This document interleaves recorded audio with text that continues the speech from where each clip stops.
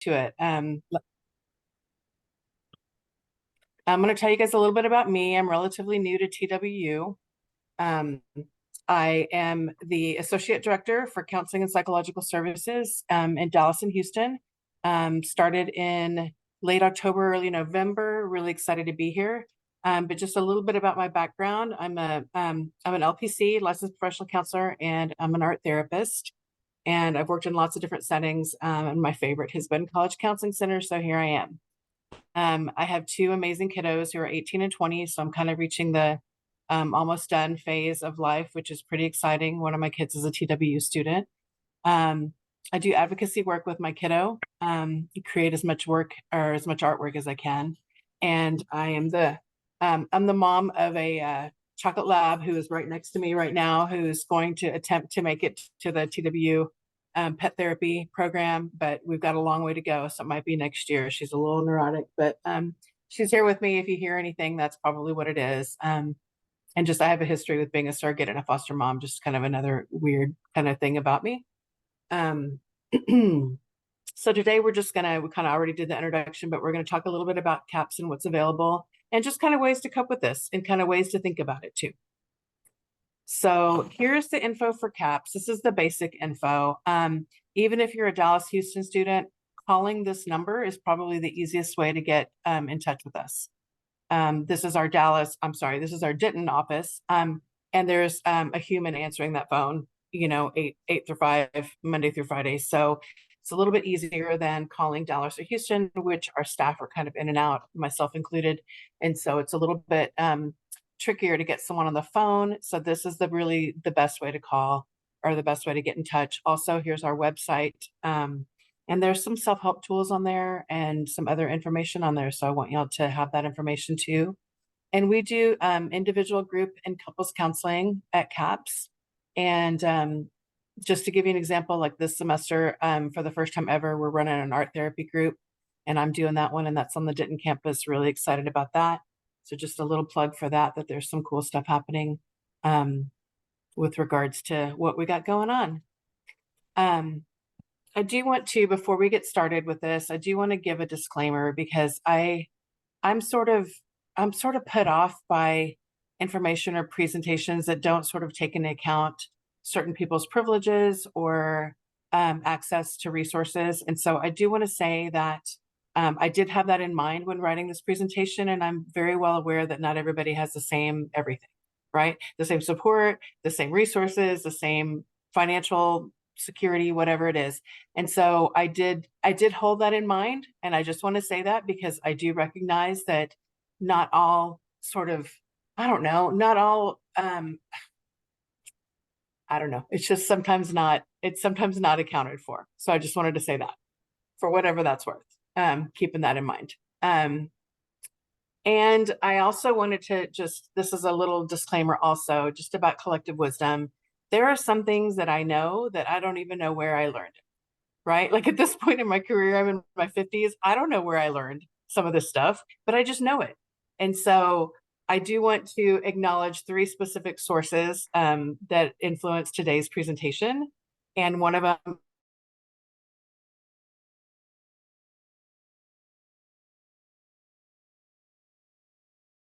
who was in my role before me is Dr. Linda Loudon, and she did a similar presentation, and I took a little bit from that.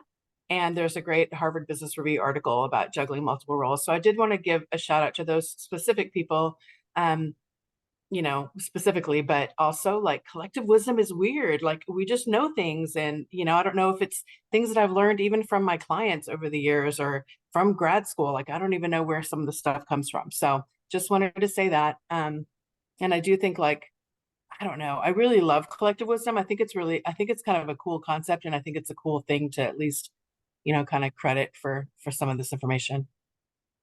All right. So let's talk about this. Let's get into it. I created this image with AI technology, and I think it's so interesting that she turned out really like strong and muscular and also with a third arm. Hello. There's something about this image that just kind of like, I don't know, I think it's interesting. But yeah, it was an AI generated image. I was like, give me an image of a woman juggling things. So that's what we got. I also got an interesting quote. I'm gonna read it to y'all, and you guys can tell me what you think about this either later or during this presentation is fine. But I don't know how I feel about it. I do want to share it with you guys. So the quote goes, "The trick to juggling is determining which balls are made of rubber and which balls are made of glass." Ew, I don't know. Yeah, maybe. I mean, there's something about that that I like in terms of like the certain ones that are made of rubber. Maybe we can let those drop, you know? So there's something about it. I guess there's some wisdom in there, but I did have a reaction to that. There's a couple of things with this that are, you know, that are interesting. So I'll leave that with y'all, and you can tell me what we can discuss that in a bit. So here are some of the things that I know my students are. Yes. Oh, I'm so sorry. I had just got a call from my son's school. He is vomiting, so I have to go pick him up. All So, right. Well, I think this is going to be recorded, so maybe you can catch it later. okay, I'm so sorry. Thank you so much. No, it's okay. Take care. So these are some of the things, as Melissa just evidenced, these are some of the things that people are trying to balance, right? Like health of family, health of our children, work, school, and friends when we have time for those. So, and I'm sure there's more things, but these are just the things that kind of came to mind. So a lot of the wisdom, about managing multiple things is in the realm of prioritization. And I took a time management class many years ago, and I do like the value of prioritizing tasks. And I like the idea of prioritizing our roles even before we prioritize the task. So that might mean that based on your values, you decide to make, a certain role that you're doing more important than others for that moment. And then deciding what you're going to do behind that in terms of the tasks. I think that's important. In my time management class that I took, the wisdom at the time was to kind of make a quadrant. And I still kind of use this sometimes when I've got a lot of stuff to do, but it's one axis has time sensitivity and the other axis has importance. And so in the top left corner is important and time sensitive. And then next to it would be important but not time sensitive. And then below that would be time sensitive but not important, and then not important, not time sensitive. And so that way you can kind of organize the different things you have to go that you have to do. I know that it's not all about this, but I at least wanted to just mention this, that prioritization helps us figure out what we're supposed to do first, so we have to do it. This is something I want to spend a moment on. So so much perfectionism. We know that perfectionism pretty much leads to increased anxiety, decreased contentment with things, decreased satisfaction, like lack of flexibility. It's really got a lot of kind of ugly side effects to it. But I do want to, just kind of chat about it for a minute, because I think, the answer isn't to not try to do things, that's not, it's not, the answer isn't to do the opposite, but I do like the idea of sort of, striving for excellence still, right? So we're still going to strive to be excellent, especially when we can in certain areas, right?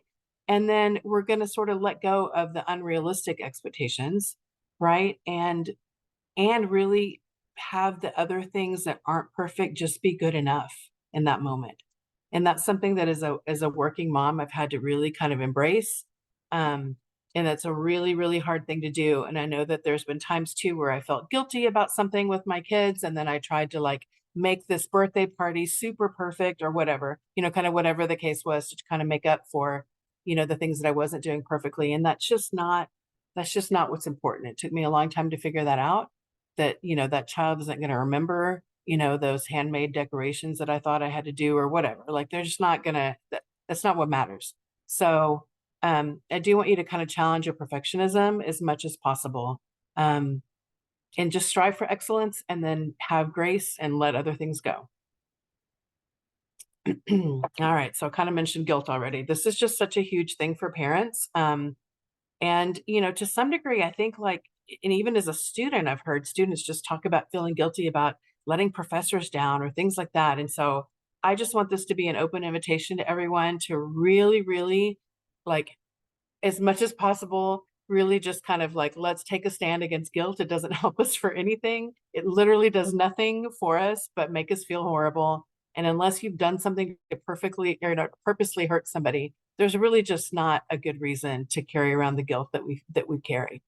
And I think a lot of the guilt is associated with perfectionism. So I do think they go hand in hand. And I just want y'all, I mean, I'm kind of on a mission to sort of like how much guilt I can, eradicate from this world, just because I don't know, women in particular, I feel like we're just carrying around tremendous amounts of guilt about what we're doing and what we're not doing. And it's just does not serve. If it did anything, maybe, but it doesn't do, I mean, it literally does nothing but make people feel horrible. So really, really take a look at that, especially if you catch yourself feeling guilty about something. Just question it a little bit, just question it, see if you can shift out of it a little bit, really truly, for like the greater good. All right, so mindfulness, this gets thrown around a lot, so I do want to talk about this a little bit. I'm not suggesting to anyone, especially like a working, student parent, that they, go sit on a meditation cushion for an hour. That's not at all what I'm talking about. What I'm referring to when I mention mindfulness is sort of just the ability to kind of like take a look at what's going on and feel your feelings for a minute and take a breath or two, right? So just the thing where we check back in with ourselves, where we're not like running everywhere, and we can just actually like get into our bodies for a moment, take some deep breaths, maybe stretch, maybe it's making a cup of tea. I mean, it doesn't matter what the activity is for mindfulness or what stillness you can accomplish. It's not really that. It's more just about, checking in and just being present in the moment. If you think about, how many times throughout the day we're doing multiple things, it's like all day, y'all. Like we're just constantly doing more than one thing. And it's kind of, that's really the opposite of mindfulness. So if we can have a mindfulness break, this is actually one of my very, very favorite kind of self-care activities. It just doesn't take a lot of time. I can take like 5 deep breaths at my desk and check back in and see how I'm feeling. And that does more to restore me than a lot of things would. You know what I mean? Certainly more than scrolling on my phone or anything else. It's just another, kind of another activity. So I do want y'all to explore mindfulness in those brief moments, right? Like while you're brushing your teeth, or, again, like making a cup of tea, or just, turning things off for a second and having a few deep breaths. There's a lot of really good information about this out there. So I'll let you guys go and find that if you're interested, but it's, research has shown that mindfulness is good for absolutely everything, right? So mental health related stuff, health related things, the benefits of this are endless, endless, endless, but just go and I mean, this could be the whole talk today, so I'm not going to get too much more into it, but go check it out, go see what you can find. Even on TikTok, there's great stuff for mindfulness on that. All right, so let me explain this slide. So when we're doing lots of things, right, as all of us are, there's 2 kinds of ways to kind of go about this. So the integration or the separation of our roles. So integration might be like where you're hanging out with your kids, but you're on your laptop doing some work, right? So that's like an integration of our roles, right? We're doing our role as a student or a worker at the same time that we're doing our role as a parent. And I do think the younger generation kind of more vibes that way, that we're doing lots of things at the same time. There is an argument to be made for separation of those roles too. And I'm not saying do one or the other at all. I'm just saying like think about it. Because having good boundaries with separation of roles, I think, is kind of important. And what's interesting is it's not important towards like productivity. That's not what I'm saying. I'm saying it might be important to like have like 5 minutes of quality time with the kids versus always be trying to do something while you're with them. To me, like that's more important actually than, getting stuff done or whatever, but that's my value and it might not be everybody else's. But so I do want you to think about whether or not you're integrating or separating your different roles and how that's working, and just take a look at that. It's just a concept that I want you to be able to think about and see what's working and what's not. Or maybe certain ones do integrate well and other ones do need to be separated more, right? So just think about it. Good old boundaries, right? So we talk about boundaries in counseling a lot. We're always talking about this as therapists, but it's really just, being able to, these are the 2 kinds of things that I think about with regards in this context with regards to boundaries. There's lots of different kinds of boundaries. but there is saying no involved usually in boundaries, and being okay with how that's going to land on other people. I think that's hugely important, and that's part of the reason why I think we don't set boundaries, because we're afraid of how it's going to land on others. And I think, I want to encourage you to really listen to yourself, because we can feel it in our bodies and in our minds when we're not setting good boundaries. We can tell. We can feel like a little resentment, or we can feel a little like, oh God, I really don't want to do this. You know what I mean? So we know when we need to set them, or we know when someone's crossing ours. We get a lot of feedback with regards to this. So I do want you to pay attention to it. There is no like formula for this. It's really just like, you know, say something if you're feeling like you need boundaries. It doesn't even have to come out perfectly. Just be, be able to do it. It requires practice too. I got better at this the older I got and the more I practiced it. So I did not land in adulthood with good boundaries and knowing how to say no to people, but got there. So all right, self-care. I feel like I'm making a lot of disclaimers, and maybe I need to, but I do think that self-care needs a rebranding and gets a bad rap. And I do think it's misunderstood, quite honestly. Like, I do not believe that self-care is, manicures and, massages and facials and things like that. I mean, that can be part of it, definitely, but that's not what it is. It doesn't need to look like beautiful and Instagrammable, it can just be some deep breaths, right? Like I said earlier, like that's when I remember to do that for myself, honestly, I mean, it's just absolutely one of the best things I can do for myself. When I've been sitting for a while, at the computer, and I stand up and stretch, like that's the kind of stuff that I'm talking about. The stuff that doesn't cost money, the stuff that, you can do at any time, that doesn't take a lot of time. Because again, I know we're busy. We don't have like hours and hours. Like, I did see some on the internet. I saw some like hours long self-care routines that people were videoing themselves doing like at the end of the day. And I was like, well, that's cute and that's nice. And that makes like a nice video, but that's like, that's not self-care. And if I had 2 hours to spend time doing that, I mean, I would think that my self-care would probably be just fine if I was spending that much time on it. But the truth is, most of us don't have 2 hours to do that kind of stuff. So I'm going to encourage you guys to stretch, to take breaths, to drink water, right? To walk outside and look at a tree as you're walking to class or whatever. Like, find something beautiful on your drive, find a tree as you're walking to your next class on campus, and look at it and take it in for a minute. Feel the sunshine on your face, like that kind of stuff, right?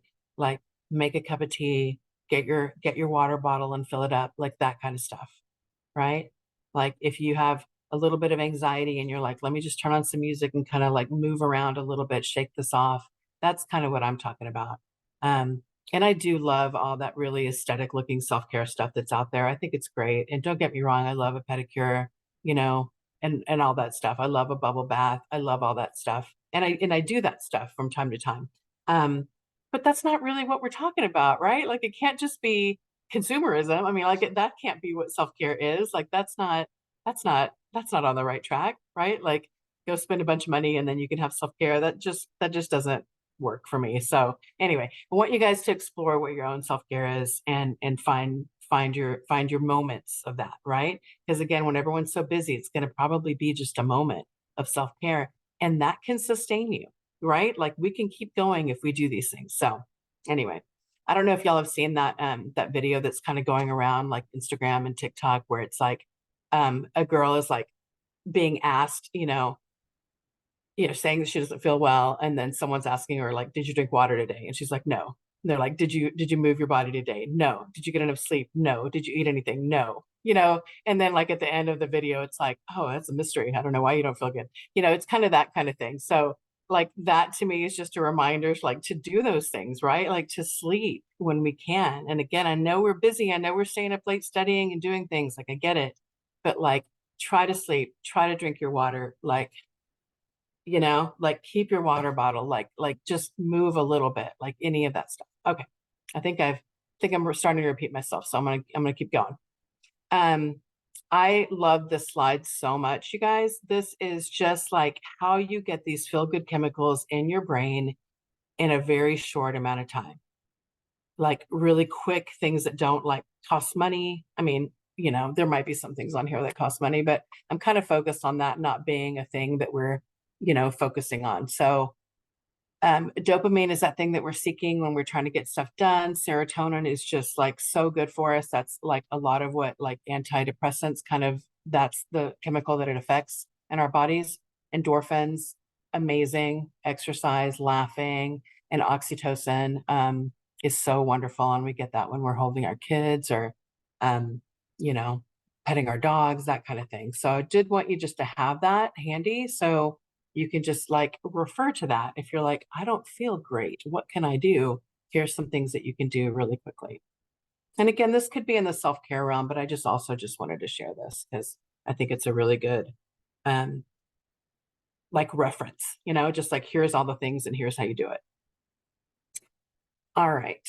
So the biggest thing that I think that we're going to need to do with the juggling of the multiple roles, y'all, is really just reset our expectations, right? And that goes back to perfectionism, and that goes back to, you know, not putting so much pressure on ourselves to do things a certain way and to really be okay with something being good enough, right? It might mean that you're okay with a B or a 90, you know, instead of a high A, whatever it is for your specific situation. Um, but I want you to consider your expectations of yourself and see if there's any adjustments that can be made there that will make things more manageable for you. And again, this isn't the next thing relying on others. I know that sometimes people don't have other people to rely on, but if you do get an offer, if someone just randomly is like, let me watch the kids for you while, you know, while you do that thing, I would say like take them up on it if you can, you know? A lot of times we don't even want to say yes when people offer us help. I can't tell you how many times I turned down stuff like that, you know, when I was a younger mom. I just didn't want to like bother other people. And now I'm like, oh my gosh, what was I thinking? Like, you know, definitely like, and I did, obviously, I did take some people up on it, but I was also pretty good at being like, oh, no, no, no, I got it, you know. So I do want you to, you know, because just being in community when we're stressed too, y'all, we're wired that way. Like we need people when we're stressed. We are not meant to be islands on our own. We are meant to be in connection with other people when we're struggling. So I really want y'all to consider that. And if there's even just like a friend who's like, let me just, you know, help you clean your house or let me just watch your kids from it, whatever it is, just like consider taking somebody up on that. Um, or maybe even asking. Anyway. And then I do think we have to take a moment and talk about our negative self-talk, right? So as a therapist, I get to hear how they're talking to themselves. And y'all, it is ugly. It is ugly, ugly, ugly what is happening in people's heads with regards to how they're doing or how they look or, you know, just all kinds of things. It's just, it's really heartbreaking, honestly. And I mean, I'm guilty of it too, although I've been working on this for many years. And so mine's a lot better now than it ever has been. But I really want you guys to consider that you don't have to talk to yourself that way, right? That the voice inside your head should probably be kind of like similar to what a voice of a friend would say to you, like more in the lines of like, you got this, keep going, that doesn't matter, you know, like you're wonderful, you're beautiful, you know, like the way that our friends see us. They see us in such a beautiful light most of the time. Um, and we just for some reason have to work really hard to see ourselves in that same light. But I do want you, again, open invitation to really look at how you're talking to yourself and see if the voice inside your head can be friendly and if it can be supportive, right? Just try it, right? I know that the negative self-talk is pretty automatic for most people. It's like the first thing that happens when they think about something.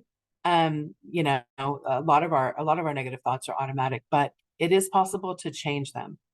um, it's not, you know, super easy, but we do have lots of opportunities since we have so many thoughts every day. We have lots of opportunities to kind of like do it different. And so I want you to just give it a shot, man. Really, truly. Just see what you can do about changing the way you talk to yourself. See if you can be like, you got this, you know, like even that just, you know, can be really helpful. And then, you know, as someone who's um friends with a lot of professors. I hear a lot of times from people that they sometimes don't know what their students are going through. And so I want to invite you to communicate with your professors about what's going on, especially if there's a situation where like everybody's sick or, you guys are going through something, kind of more extreme. I do want you to think of your professors as resources and communicate with them what's going on.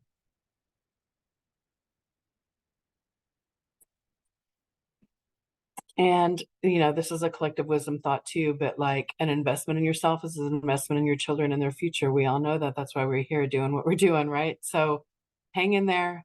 This is a temporary time of life. You're not always going to be a student. So there's resources, there's things you can do for yourself. And just hang in there, keep going. It'll be worth it in the long run. All right, that's what I got today. I'm happy to have questions or have a discussion at this point. If we want to talk about some different points, I'm going to stop sharing real quick. Ooh, I can't get to this where it says stop sharing. There it is. I'm going to go ahead and stop the recording now. That way